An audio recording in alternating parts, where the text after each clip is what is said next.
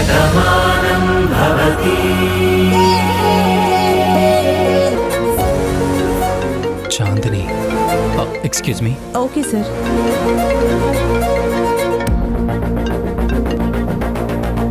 చాందిని, ఏంటి పర్దు, ఏమైనా తెలిసిందా? మమ్మీ, బామ్మ, మావయ్య అందరూ ఇక్కడ చాలా టెన్షన్ పడుతున్నారు.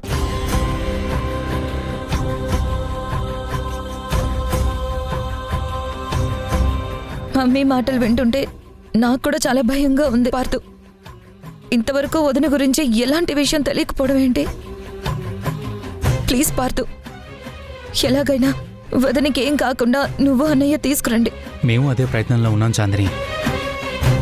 ఇక్కడ ఆఫీస్లో కూడా అడుగుతున్నాను, కానీ ఇక్కడ ఎవరికి ఏ వివరాలు తెలియదని చెప్తున్నారు. ఇక్కడ నుంచి బయలుదేరిన తర్వాత ఎవరికి ఎలాంటి ఫోన్స్ రాలేదంటున్నారు. కానీ ఇదైతే చాలా మిస్టీరియస్. బాను మిస్ అవ్వడం అందరికీ ఆశ్చర్యంగానే ఉంది. సరే, అత్తయ్యని కొంచెం ధైర్యంగా ఉండమని చెప్పు. బానుకి ఏం కాకుండా తనని సేఫ్గా ఇంటికి తీసుకొచ్చే బాధ్యత మాదని చెప్పు. ఉంటాను, జాగ్రత్త నువ్వు.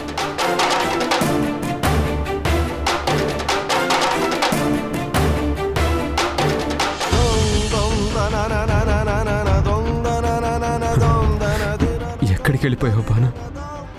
ఏమైపోయావు? నీ గురించి అందరం ఇంత టెన్షన్ పడుతున్నావు, నువ్వు మాత్రం మాకు కనిపించట్లేదు. నీ ఆచూకీ కూడా తెలియటం లేదు. చివరికి నీ ఫోన్ కూడా స్విచ్ ఆఫ్ అయిపోయింది.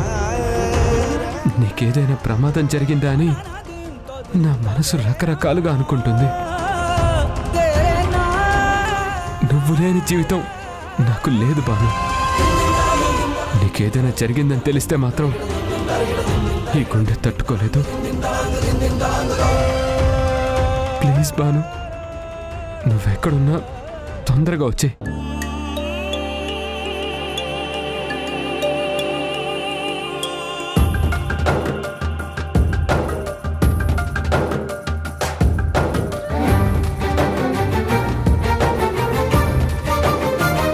కార్తీక్, నువ్వే ఇలా భయపడితే అక్కడ అత్తయ్య పరిస్థితి ఎలా ఉంటుందో ఆలోచించు. భానుకి ఏమై ఉండదు. తను ఎక్కడున్నా సరే సేఫ్గా ఉంటుంది. తొందరలోనే మన దగ్గరకు వస్తుంది. అది కాకుండా పోలీసులు, మనం అందరం కూడా వెతుకుతున్నాం కదా.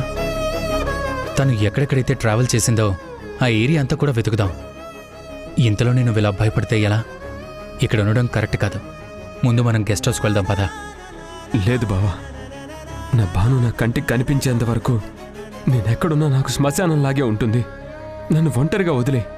కార్తీక్, బానుకేదో అయిపోయిందని నీలో నువ్వే కుమిలిపోవద్దు. నా చెల్లెకి ఏమీ కాదు. తను చాలా ధైర్యవంతురాలు. మళ్ళీ తిరిగి మన దగ్గరకు వస్తుంది, మనందరినీ కలుస్తుంది. అందరం కలిసి బావుంటాం. వెళ్దాం పదా. పదా.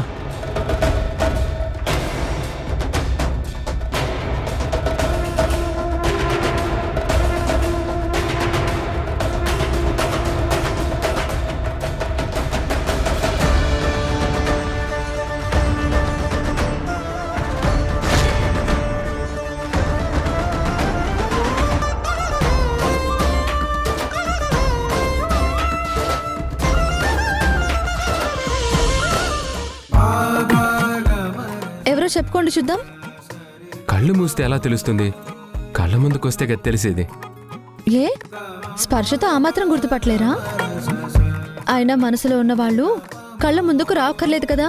గుండెల్లో ప్రేమ ఉంటే గొంతులోంచి ప్రేమ బయటకు వస్తుంది. మీరు చెప్తేనే ప్రేమ ఉందో లేదో తెలుస్తుంది. అయితే సుష్మా. ఏంటి? సారీ సారీ, పోనీ ప్రీతి. ఎవరి పేరు? సారీ సారీ, ప్రీతి కూడా కదా.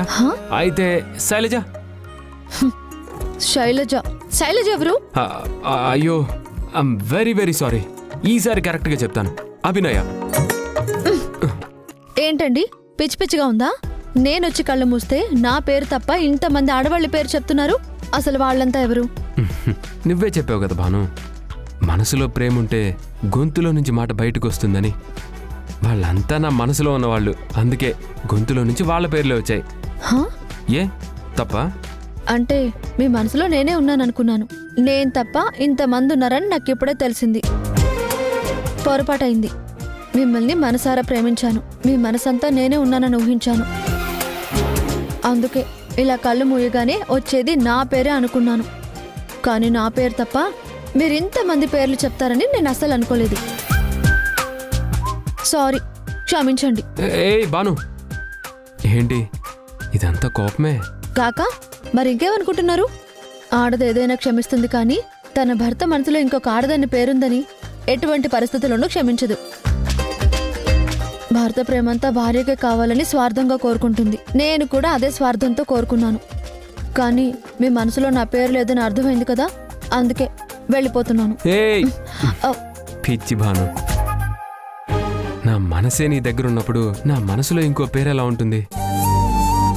ఇన్నాళ్ళు నువ్వు నాకు దూరంగా ఉండే నన్ను బాధ పెట్టావు కదా. ఫోన్ కూడా స్విచ్ ఆఫ్ అయింది. నీకేమైందోనో నేను ఎంత టెన్షన్ పడ్డాను. మరి నేనెంత టెన్షన్ పడ్డానో నీకు తెలియాలి కదా. అందుకే నువ్వు వెనక నుంచి ఇలా వచ్చి కళ్ళు మూసినప్పుడు సరదాగా మాట్లాడానంతే. అంతేకాని నిన్ను కాకుండా నేను ఎవరిని ప్రేమిస్తాను చెప్పు? నీతో జీవితం అనుకున్న మనిషిని, నువ్వు నాకు దూరం అవుతావని కూడా ఊహించలేని మనిషిని, నీ ప్రేమకు దాసుడైన మనిషిని, నిన్ను తప్ప కల్లో ఇంకో వేరే వ్యక్తిని కూడా ఊహించుకొని మనిషిని, నా మనసే కాదు నా తను అంతా నీ పేరే. నా కళ్ళల్లో నీ రూపమే ఉంటుంది. నువ్వు తప్ప నా ఊహల్లో ఇంకో స్త్రీ కూడా రాదు. ఇప్పుడు నేను చెప్పిన పేర్లు నా మనసులో ఉన్నవే, కానీ అవి వేరే అమ్మాయిల పేర్లు కాదు.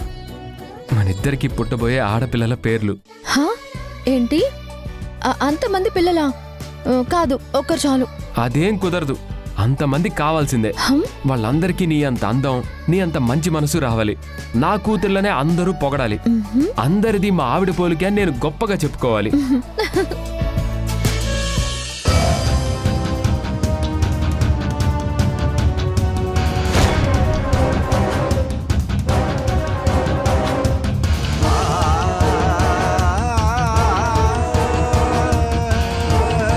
కార్తీక్, కార్తీక్, కార్తీక్, ఇల్లొచ్చింది దిగో.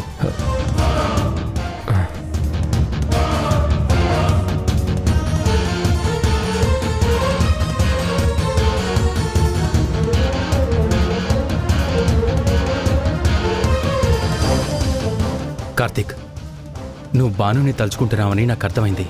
కానీ ఏం చేస్తాను చెప్పు? మనం చేయవలసిన ప్రయత్నం అంతా చేస్తున్నాం. తప్పకుండా బాను కనిపిస్తుంది. నువ్వు అనవసరంగా టెన్షన్ పడద్దు. పద.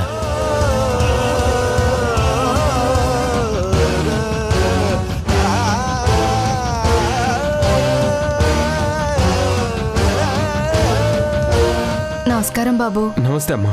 బాగా ఆలోచించి చెప్పమ్మా, బాను ఇక్కడికి వచ్చిన దగ్గర నుంచి ఎలా ఉంది? ఆ అమ్మగారు వచ్చిన దగ్గర నుంచి చాలా ముభావంగా ఉన్నారు బాబు. ఏదో బాధలో ఉన్నట్టే ఉన్నారు. ఆఫీస్ పనేమో అనుకున్నాను. ఏం పెట్టినా తినేవారు కాదు. ఏంటమ్మా అని అడిగితే ఏమీ చెప్పేవారు కాదు. నమస్కారం సార్. నమస్తే అండి.